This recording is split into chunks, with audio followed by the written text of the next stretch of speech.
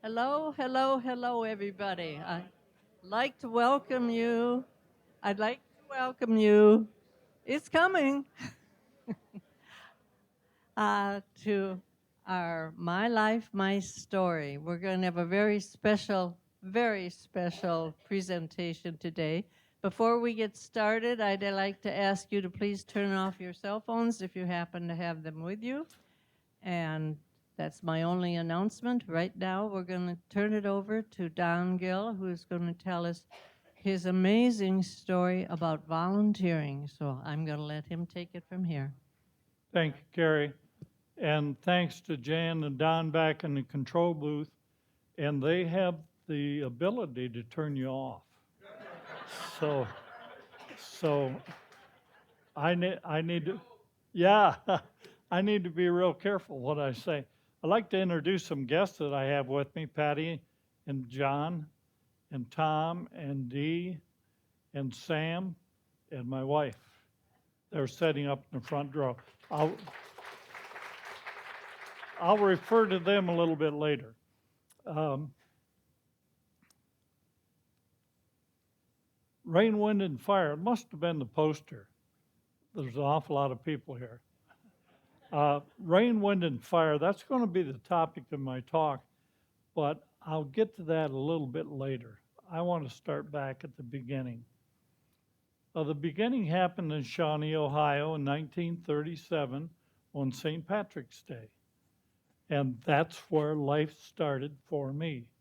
And we moved to Michigan 42, Mount Pleasant 45, graduated high school in 55, went to work with Dow Chemical Company in 1955, retired from, moved to Louisiana with Dow in 1980, and I retired from Dow in 1990, 35 years. I've been retired 33 years. Moved to Sun City in 95 and moved here to Royal Oaks in 2005. I have two sons, two daughters, lots of grandchildren, great grandchildren. And down at the bottom, I've got a great grandson. Vinny is Vincent. Vinny is probably about 4 years old now. This is where my life really started. This is a little Baptist church in the cornfields in Shepherd, Michigan. Strickland Baptist Church has nothing to do with how strict the church was. The name, it was out in the cornfields and it was the Four Corners, and the Four Corners was noted as Strickland Corners. That's how the church got its name. But this is where I come to know Christ as my Savior and Lord. That's where my life started. First volunteering, we had a church camp that we'd have every year, and I'd take 2 weeks vacation and work at the camp as a counselor. That was one of my first endeavors. The church was very good of getting people on the mission field. We'd have lots of missionaries that would visit the church and spend a week with us. They'd live with us in our house. This is one group. This is the Halsey family. And they needed to get back to Columbia, South Carolina to catch a military flight to go back to their station, which was Ascension, Paraguay. So three of us, the three guys in the back, decided we'll drive them there. So we loaded my car, you see all the equipment, and the 8 of us got in that car and we drove round trip, nonstop, stopped to get gas, stopped to go to the bathroom, stopped to eat, of course. And we spent a couple of hours in Columbia when we dropped them off with the family there, turned around and come back nonstop. That was an ordeal. I got a lot of stories about that trip, but we can't do it here. I transferred to the Louisiana Division of Dow Chemical in 1980, and I got involved with the Baptist Builders. It was a group of um, people that would get together, and their thrust was doing a project in Honduras every year. And this particular year, they were building a church in Choluteca, and I joined that group to go, and I'll show you what happened. Went from Louisiana to Honduras. This is a group. We're in the parking lot. Recognize the parking lot, Tom, Patty? This is a parking lot we'll return to 25 years later as a disaster relief effort. Point out one gal there.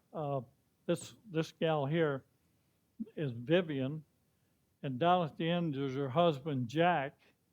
Her nickname for Jack was Weenie Head. He comes into the picture quite often. He is very aptly named.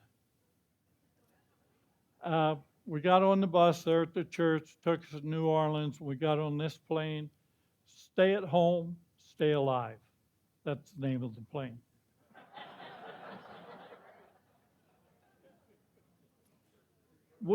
We flew into Tegucigalpa, the capital of Honduras, and then we went by truck, Toyota trucks riding in the back, some of us in the front. The trip was 87 miles, but it took us about 4 hours. There was a lot of military checkpoints. Remember, this was 1983. What was happening down that area? Anybody remember?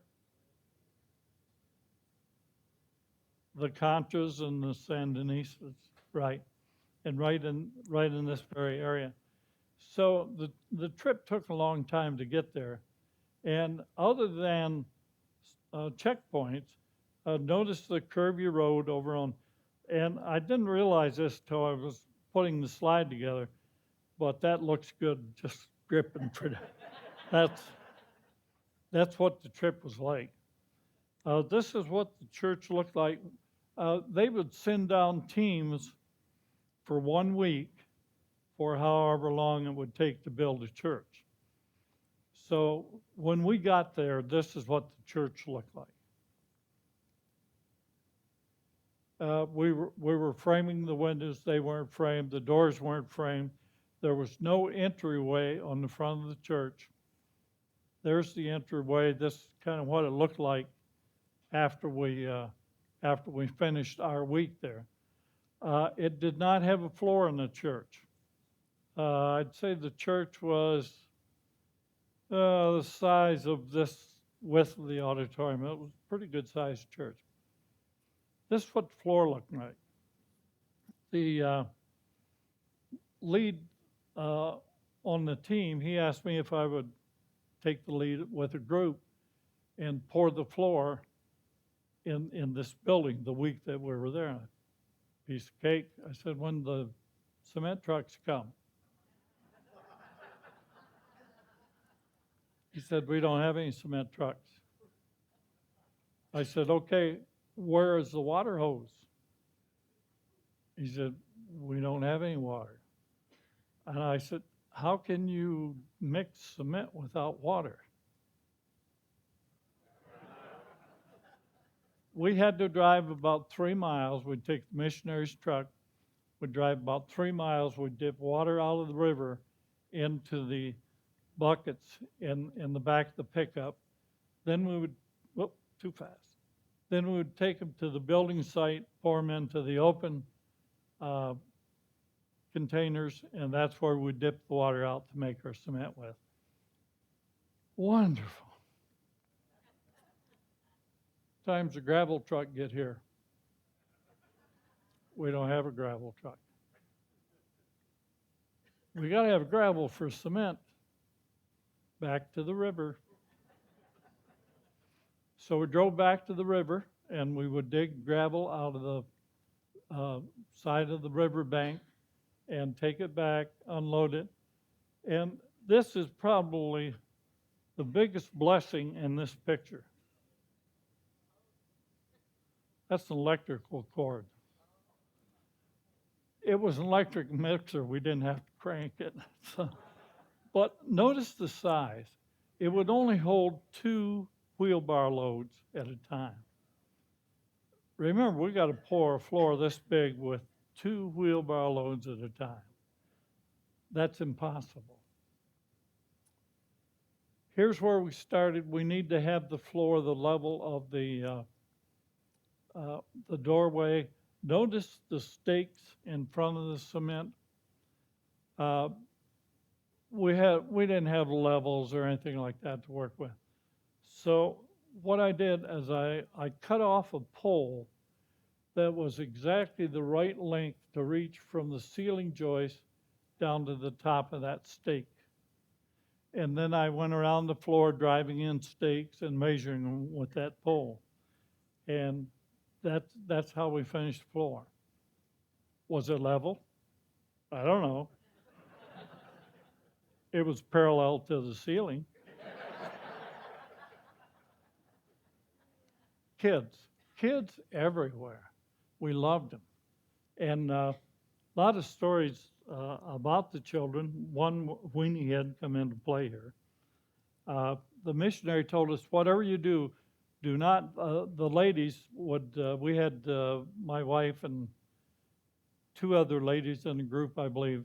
They would cook the meals, they would bring lunch to us at the building site and so on. And the missionary said, whatever you do not give any food or drink to any of the children. We thought, that's cruel. And so, okay, that was the rule, except for Weenie Head. One day, he gave one of the children a Coke. Can you imagine what happened? The next day, we had more kids there than they just, hey, I got a free Coke down at the building site. Another story, that entryway, I was digging the footing. I was about this deep in the footing, very hot day and sweating and so on. And kids were lined around the top edge of where I was digging.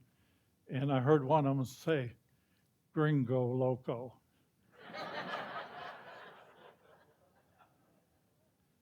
This is Ralph. Ralph is the missionary, and he preached on the Friday night. This was our last night in Choluteca. Notice the nice floor, huh? Pretty good. And we had about 100 people that attended the service, and so the next day we drove back to Gustav to catch our plane. This would have been on a Saturday. And again, the trip back and checkpoints, we run into a lot of military. We were told the best way to pack for a trip like this is to go to the Army surplus and get duffel bags. Really neat for, what do you think a U.S. duffel bag said to these kids with these automatic rifles? They said, no, you completely empty everything. And we had to completely unload the truck, completely unload all of our luggage. And we satisfied them that, hey, we were good people, and they would let us take pictures with them and so on. Back on Weenie Head, the night before we were to fly out, the missionary said, when you go to the airport, they're going to ask you for a $2 American fee, and that fee is illegal. They have no right to ask for that fee, but we highly recommend you pay it.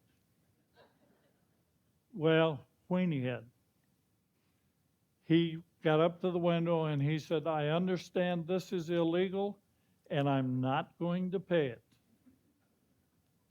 We're getting on the plane down here on the tarmac, and that's Weenie Head up there saying goodbye. They didn't let him on the plane. He had to wait till the next day to get on the plane. Moved to Sun City, Arizona in 1995. Uh, Through the association, we took mission trip to Las Mochas and just helping all the different churches, doing a sidewalk ministry, uh, preaching in homes. Here we are at a home. They'd have loudspeakers on their trucks and drive up and down the streets announcing where we were going to be, and there would be a church service. So we're getting ready for the church service. This man here is the pastor of the church we were working with, diabetic, and he was missing a leg. We had a blast with that guy. He was so much fun. Uh, Recognize this guy back here? Yep, that's me playing the harmonica. I guess now I'm an international harmonica player.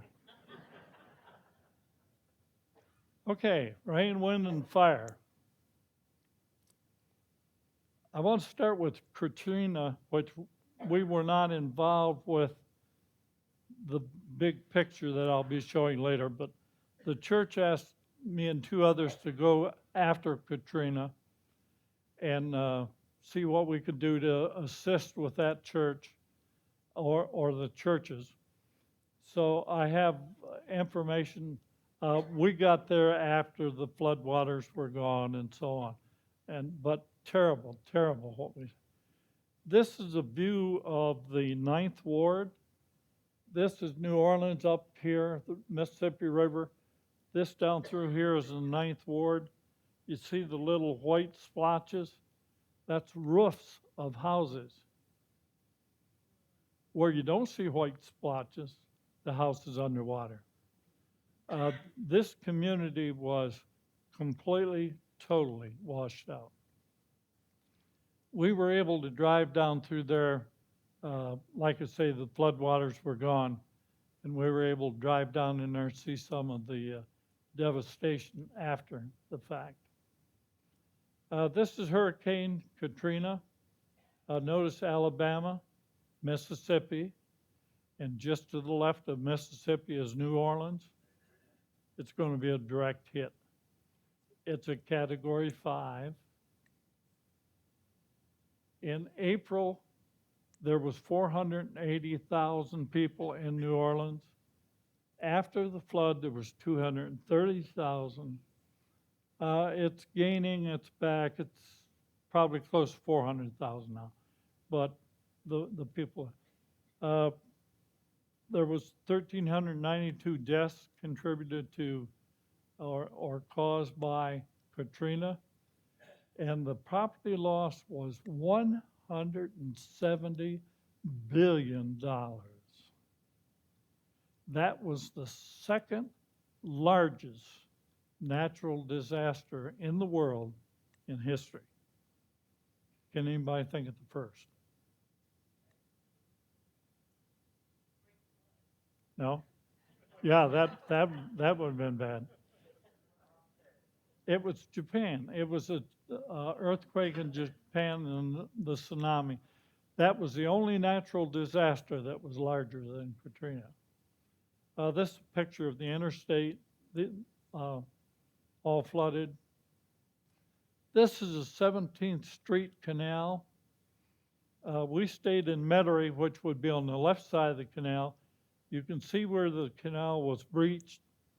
New Orleans is underwater normally.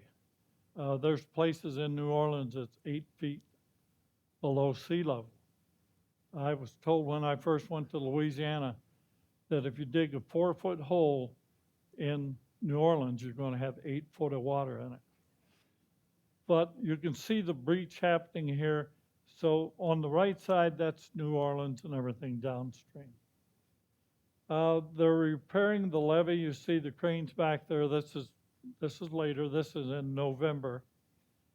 This is a lady walking along the side of the levee. You see how tall the levee is, and the water level is as high as her head. You can just picture what would happen if that thing breaks. The purpose of the levee is because New Orleans is below sea level, when it rains, it's going to collect. So they have huge pumps that will pump the water out of the city and into these canals and out into, these would go out into Lake Pontchartrain. The red spots are where the major flooding took place. 17th Street Canal is where I just showed you.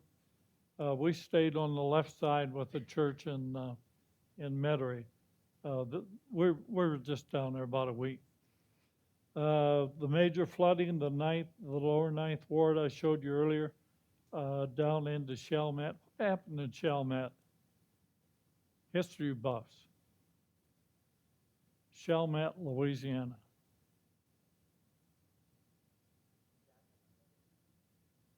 "1814 took a little trip along with Colonel Jackson down the mighty Mississippi." The Battle of New Orleans took place in Chalmette. Okay, now let's get to disaster relief. It's a Southern Baptist Convention, and it's a group that we joined through our church here, and they trained us for the kitchen unit, and that's what I'm going to show you is how we fed people during disasters.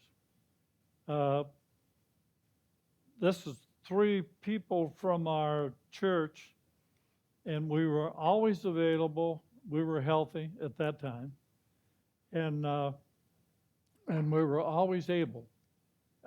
If they called, we went. And they nicknamed us the Sun City 3. Tom and Sam, stand up here a minute. Just stand in front here and look back. This is what, look back, come up here and look back. This is what the Sun City 3 looks like now.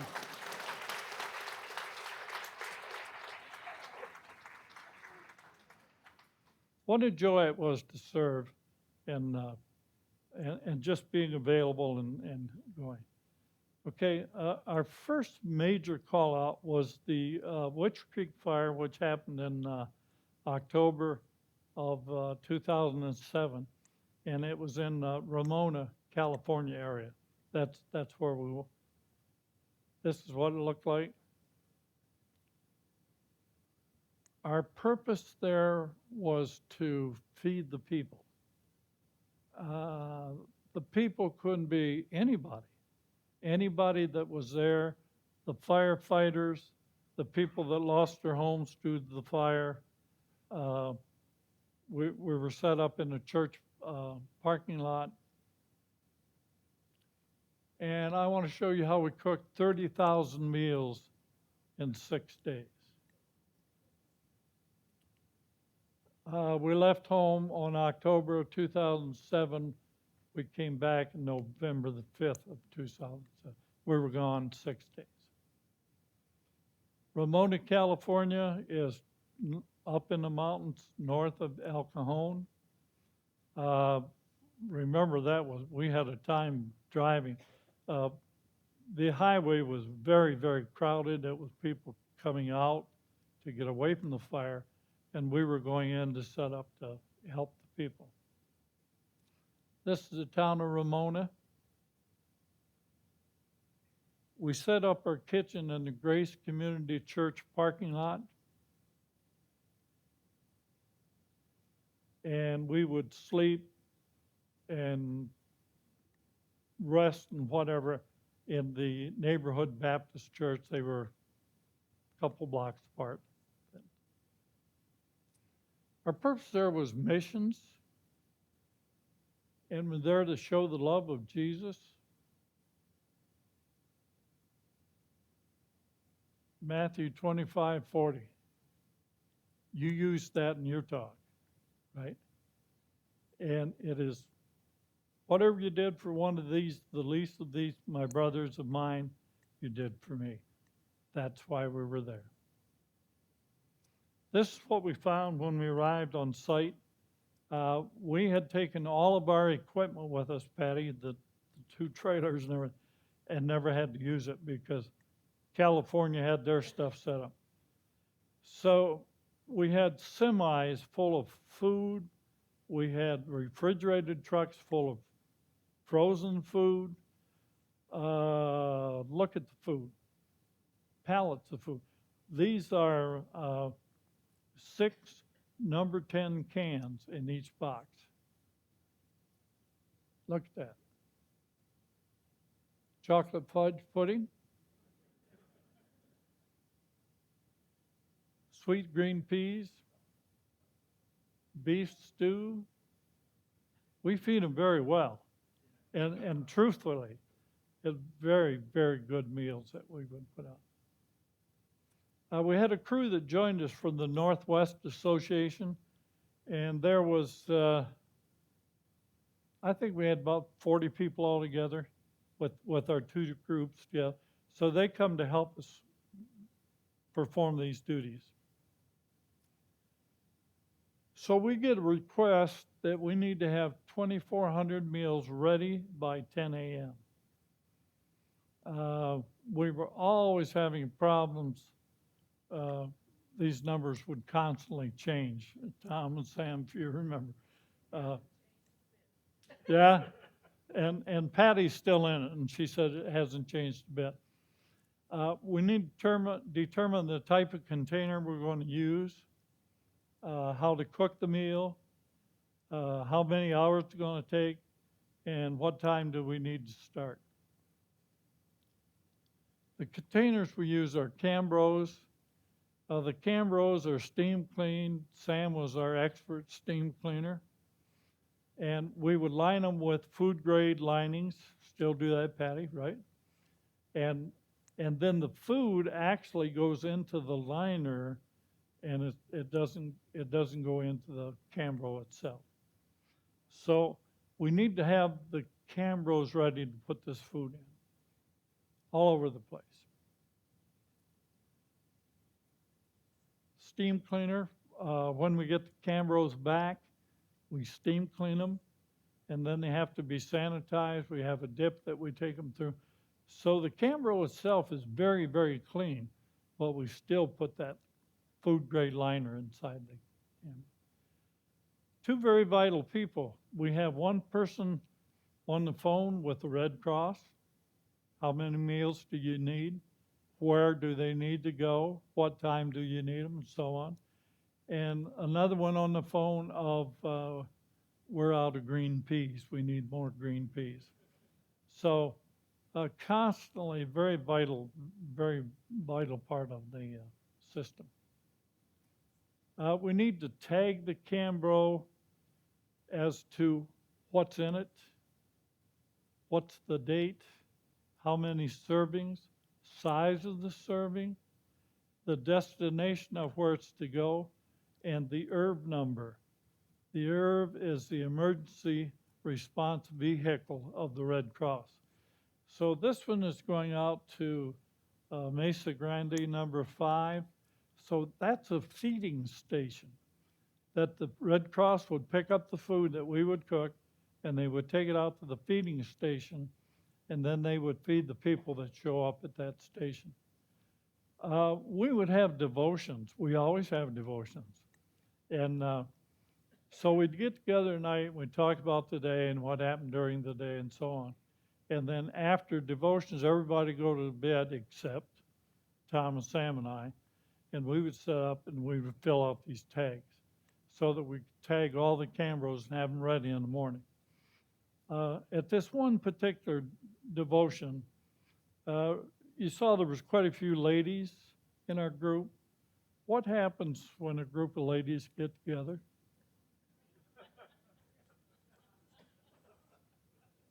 I haven't heard it yet. They go shopping, right? So during the free time, a group of these ladies got together and they went shopping in the local Walmart. We were not right on the fire line.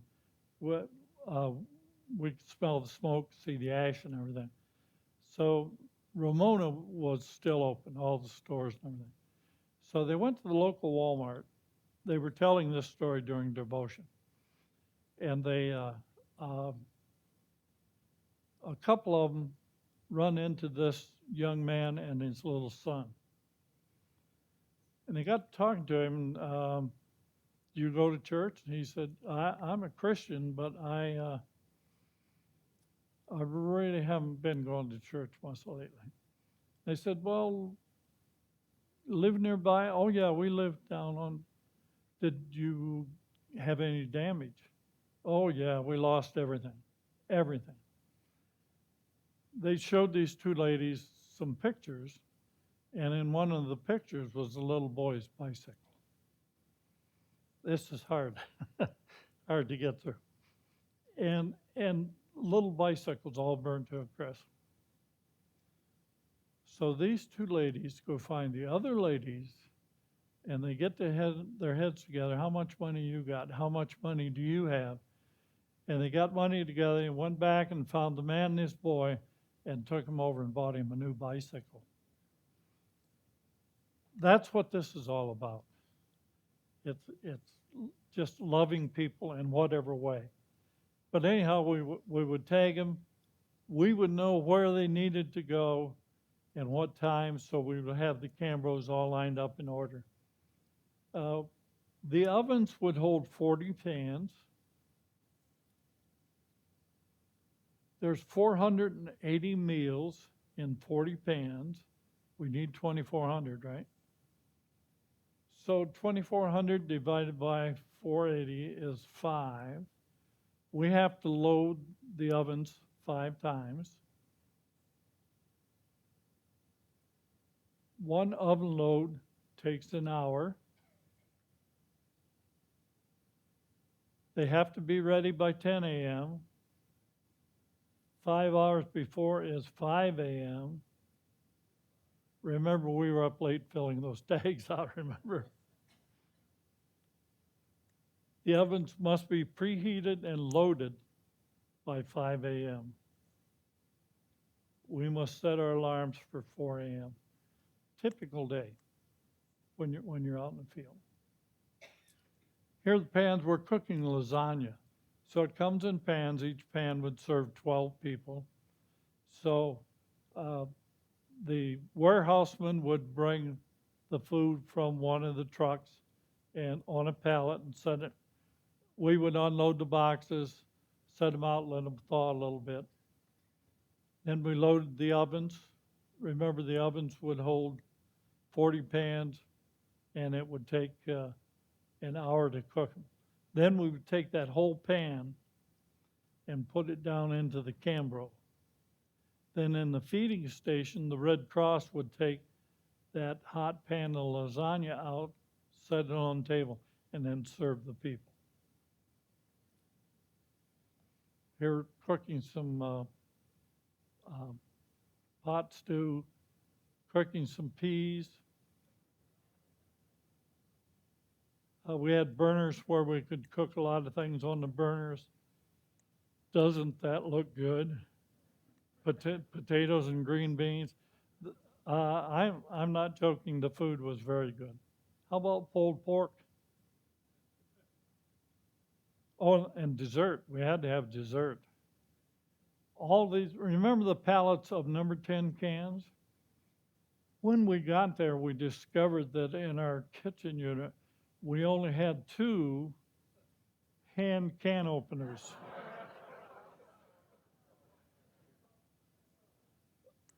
We had hundreds of these that we had to open.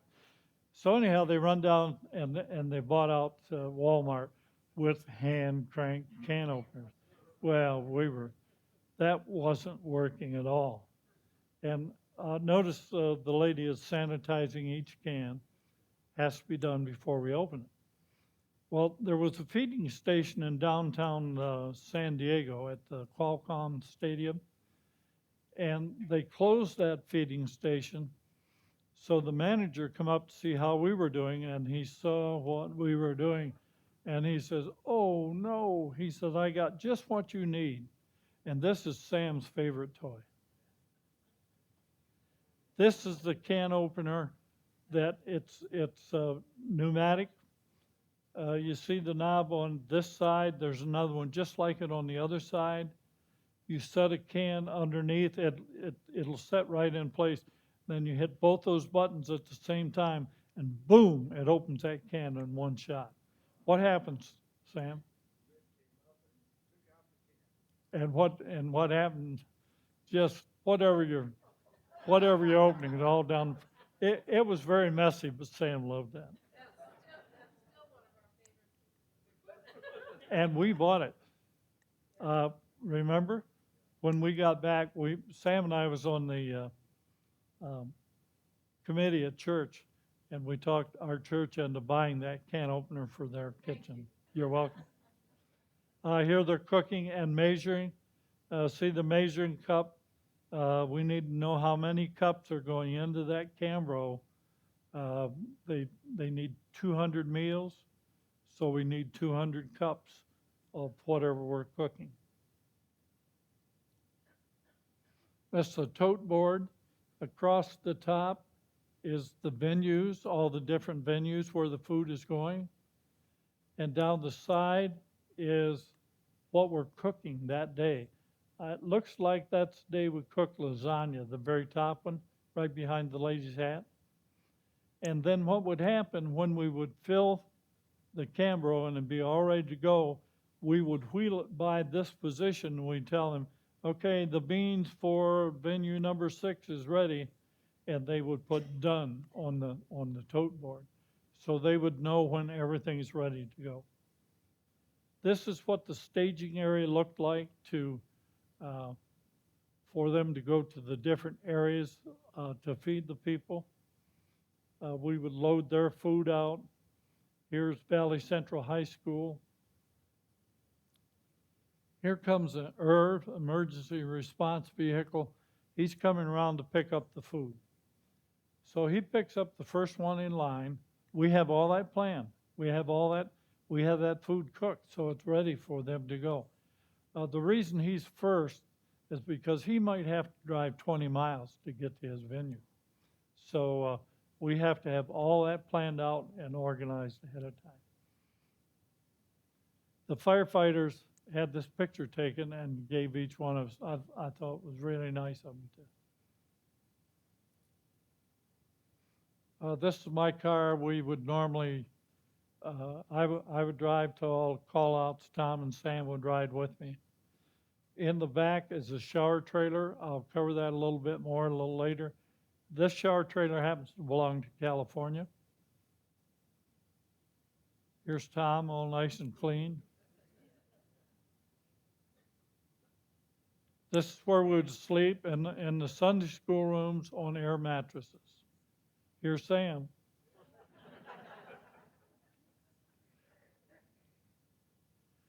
The Red Cross fed us. We would set Cambros aside. We would have to determine our team, how many, we need 35 meals, 40 meals, whatever.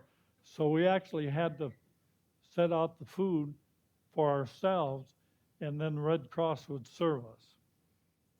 After they would serve us, we'd go into luckily we'd go into an air-conditioned church sanctuary to eat. And families and children around, everybody wanting to know what's going on and how are you doing it. Just visiting with the people. Okay, from Witch Creek to Havasupai. Were you with us? No, you weren't with us yet at that time. Havasupai is showing how the Sun City 3 got their name. It was a Sunday, and we had church services, and I got out of church probably around 8 o'clock. Got in my car. I had a message on my cell phone. It was from the commander, and he said, "You are needed at the Grand Canyon as fast as you can get there." So I went home, I called Sam, and Sam says, "I'm ready to go." And I said, "I can't get a hold of Tom," and Sam said, "I think he's still at church." Called the church, they got Tom to the phone. Tom said, "Give me about 15 minutes." I drove the car around, picked up Sam, and went over and picked up Tom, and we took off for the Grand Canyon. Remember, this 8 o'clock at night. This is a picture of what happened. It was a real heavy rains, and it caused the dam to burst. And this is the falls where a very touristy area, and they felt there was going to be a lot of deaths and a lot of missing people just washed away with everything. Praise the Lord, it didn't happen. There was no deaths, nobody lost, but they didn't know. So we had to, they had us come to Peach Springs, which was part of the Indian reservation. Okay, and the disaster happened up in this area.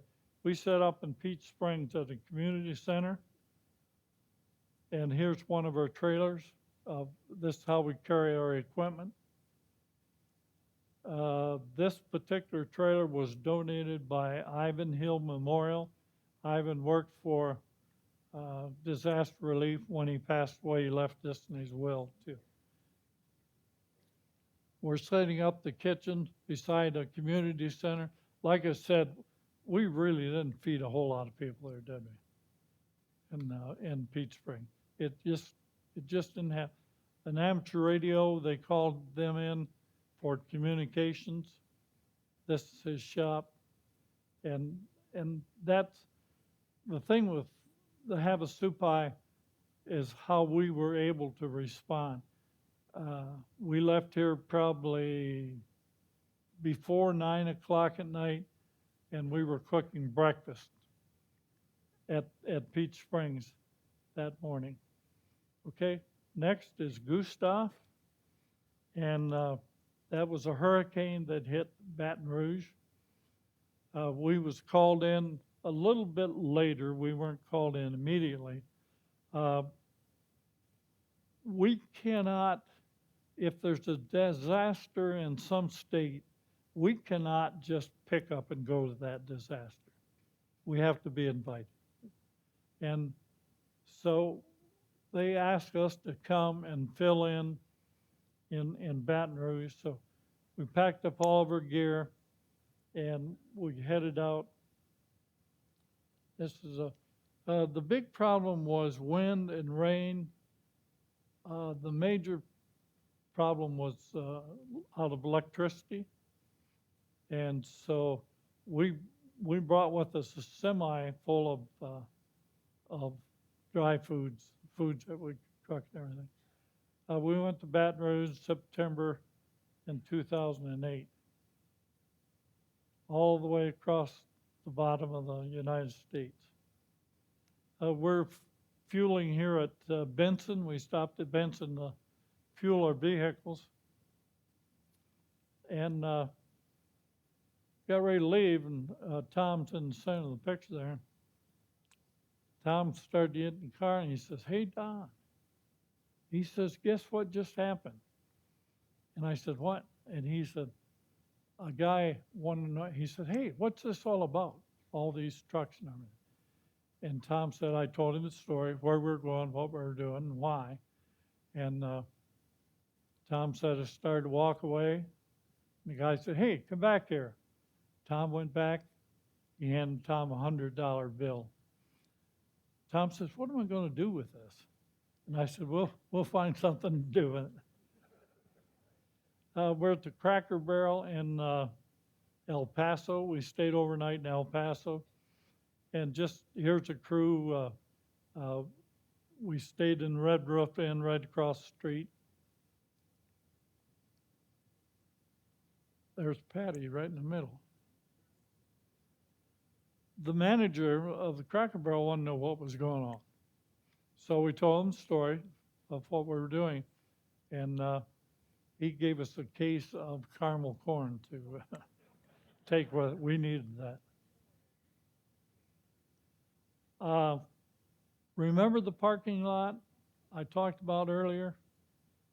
This is that same parking lot of where we caught the bus to go to New Orleans, catch the plane to Honduras.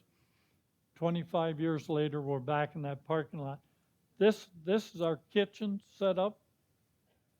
This is the Red Cross feeding station. That worked a little bit different in Baton Rouge. We didn't take the food out to the masses. The masses came to us.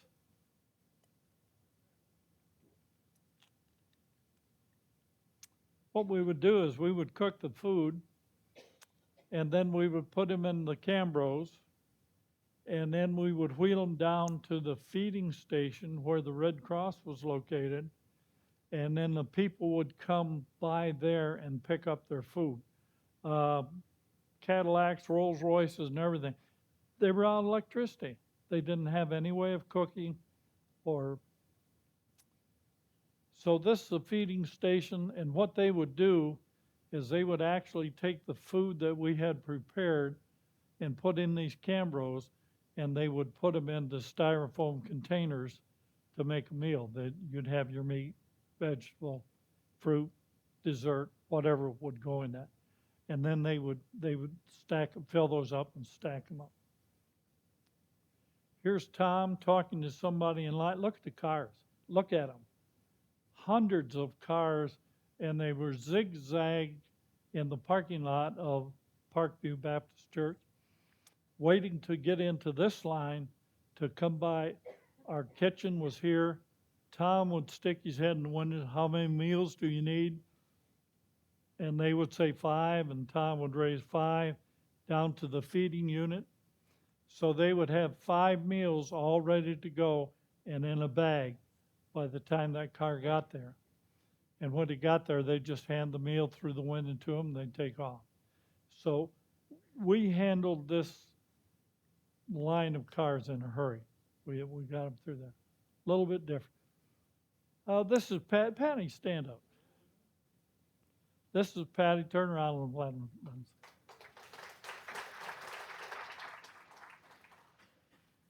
Patty was a newbie. This was her first time out, and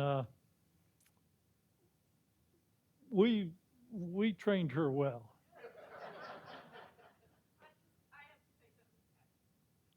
Mike, give her a microphone, right there. Turn it on.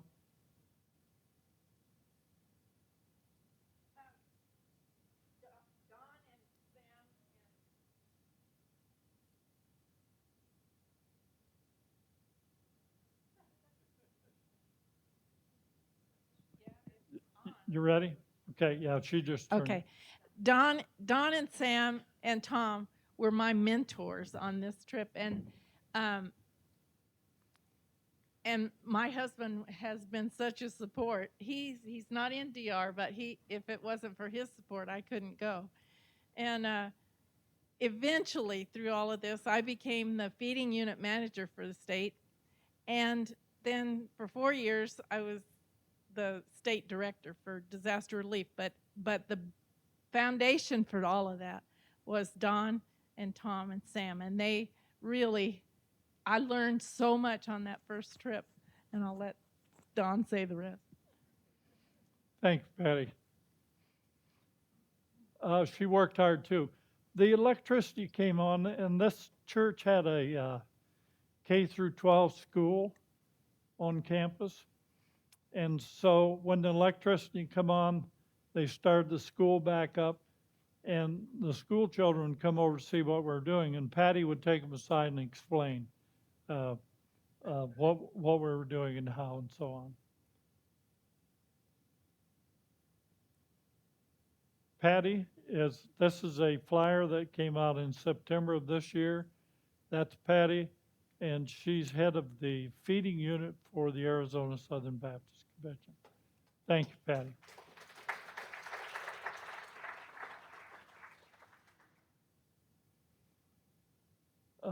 Feeding unit manager of the Arizona Southern Baptist Disaster Relief. Amazing.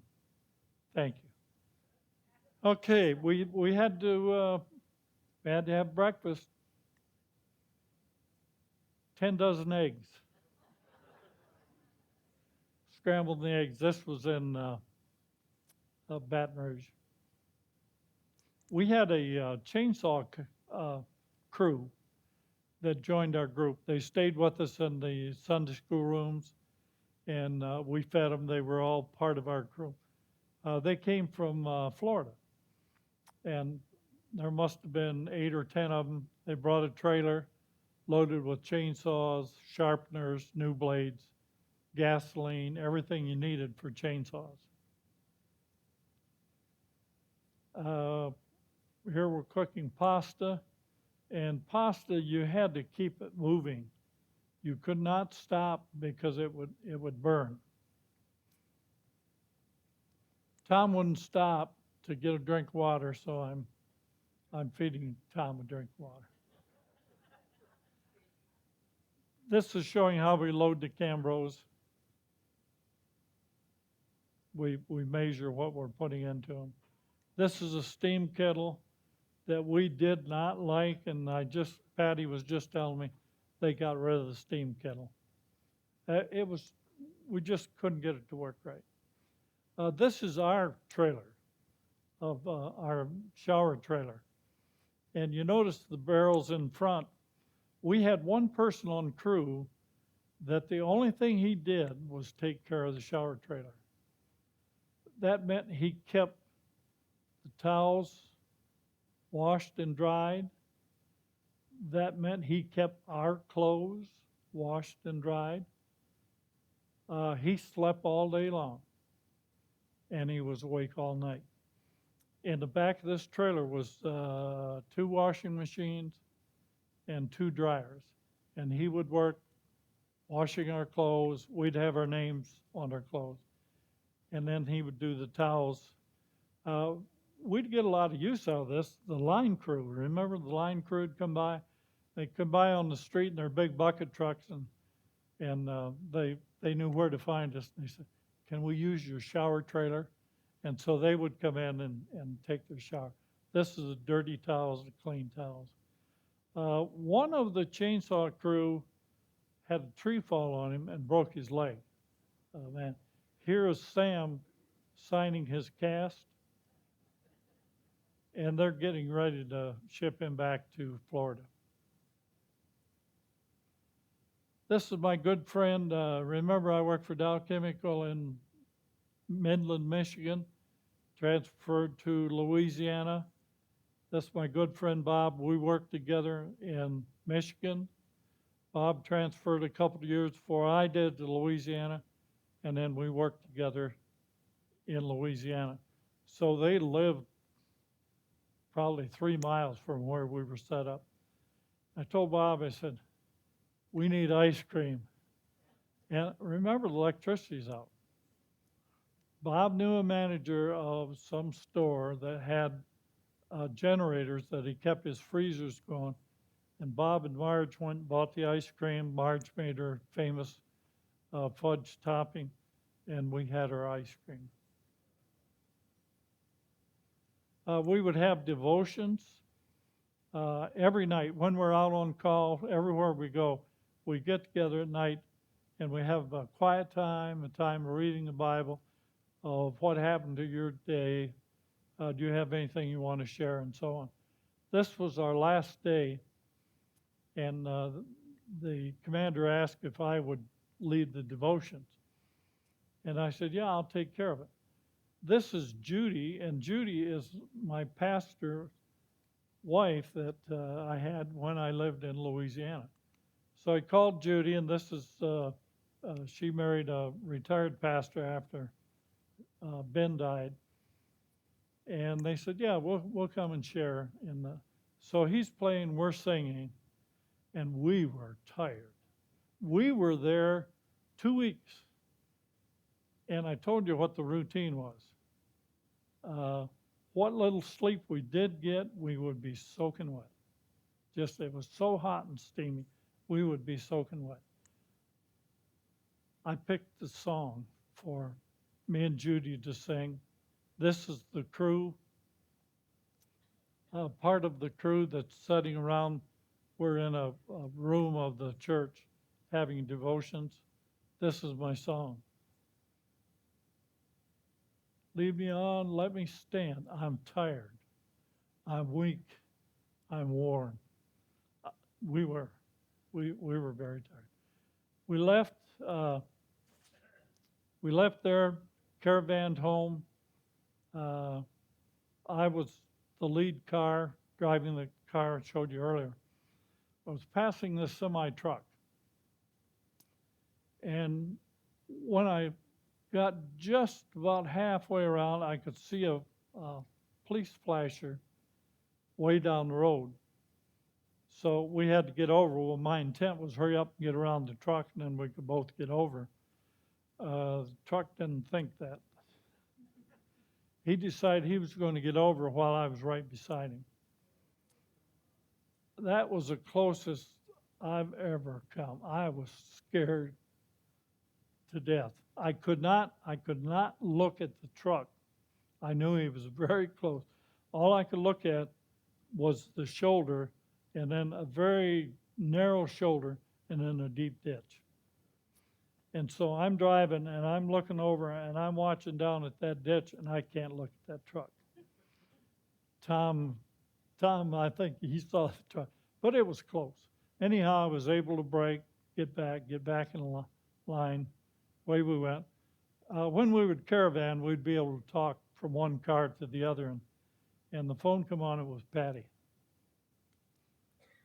and Patty said, "Do we need to stop at a dry cleaners?"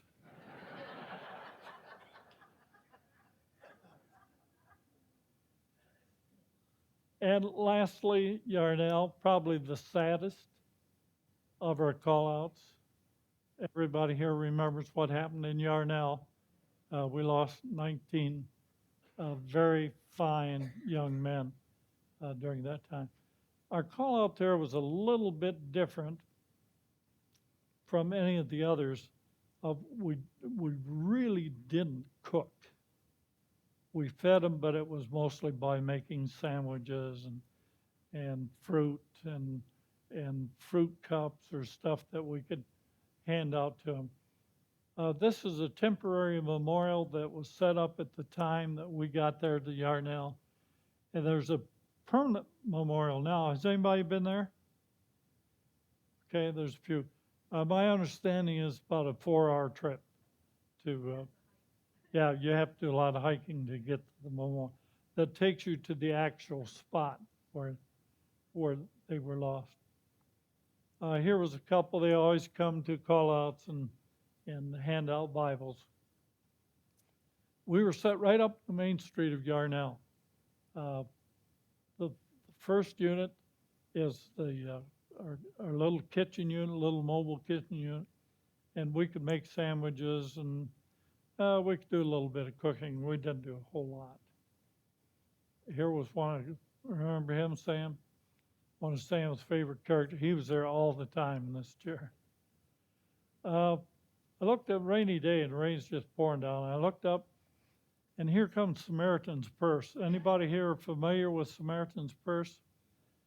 And that's one of my favorite charities, and they probably do more for the world than anybody I know. They have airplanes that can transport to any place in the world. Were they in Maui when you were there? Yeah, but they are. They're my favorite charity. I looked up and I saw these guys from Samaritan's Purse coming up to get something to eat. Kind of choked up a little bit because, got to quiz them a little bit, and I talked to their leader.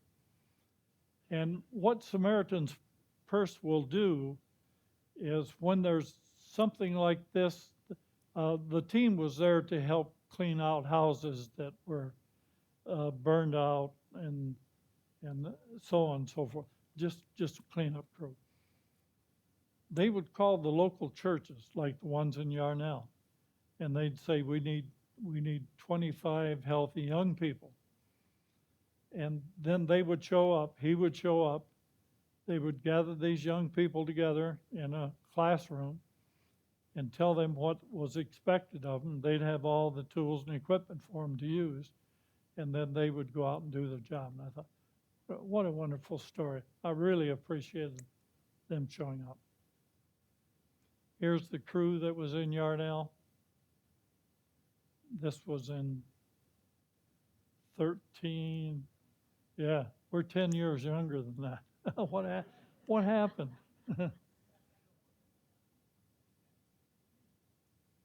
This is kind of the feeding line,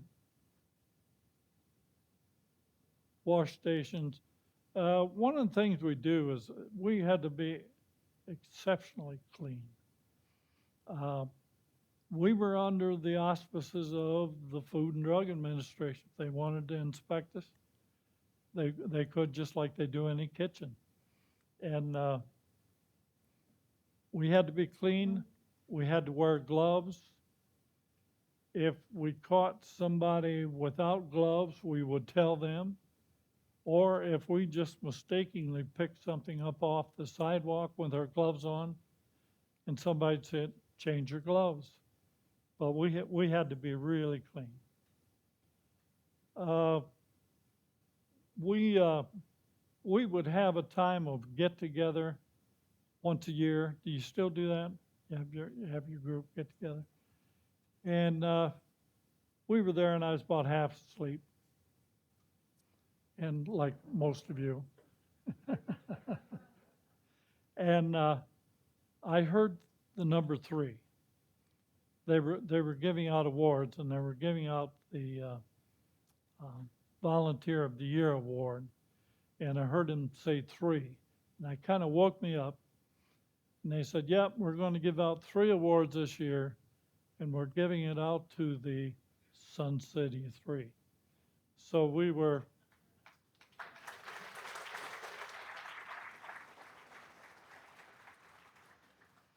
Any questions?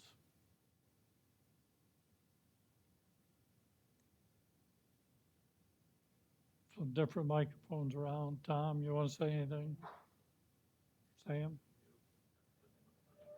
No questions, no comments. Oh, there we Did- got one back there. Okay.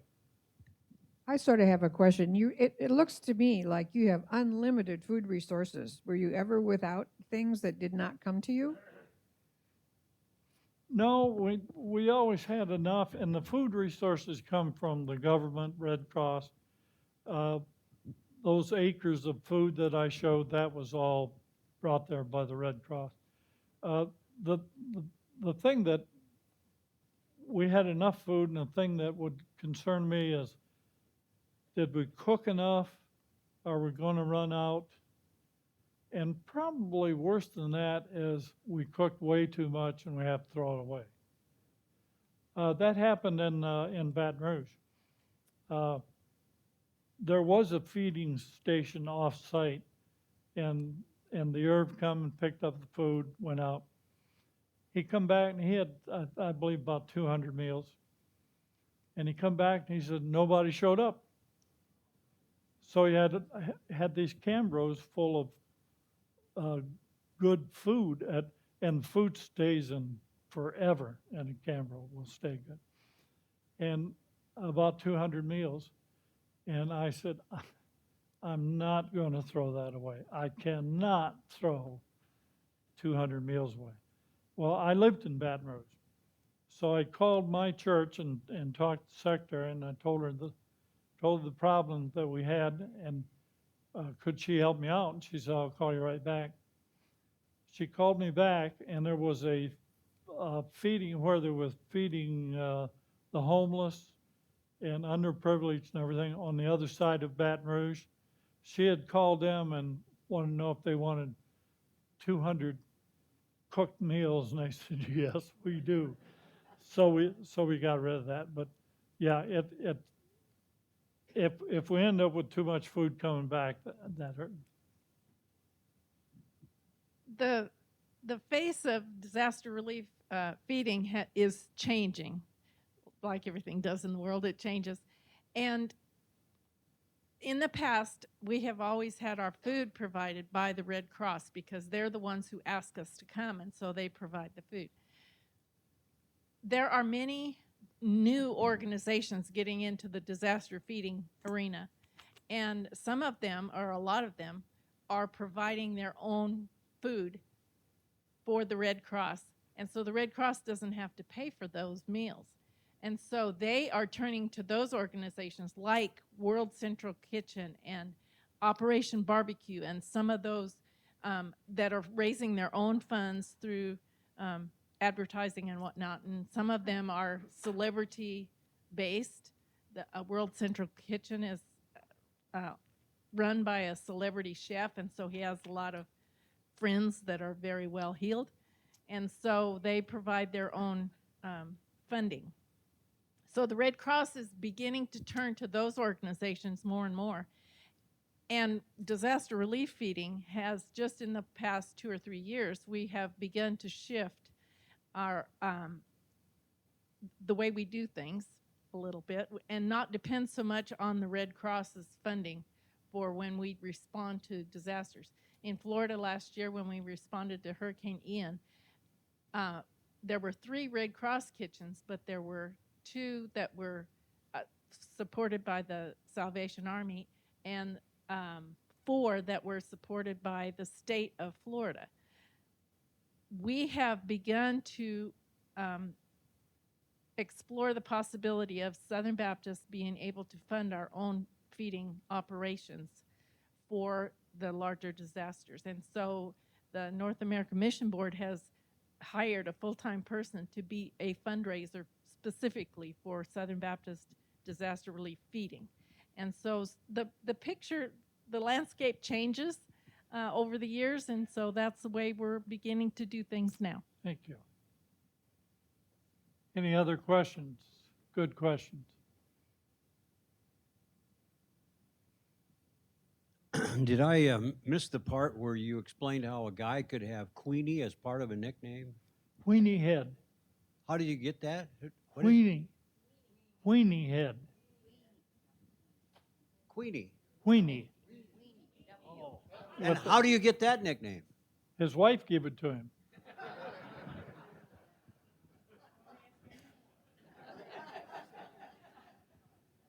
Oh, thank you, Don. Thank you so much, all Thanks, of you. everyone. What a great crew. And we're so glad that you came to hear Don's talk, too.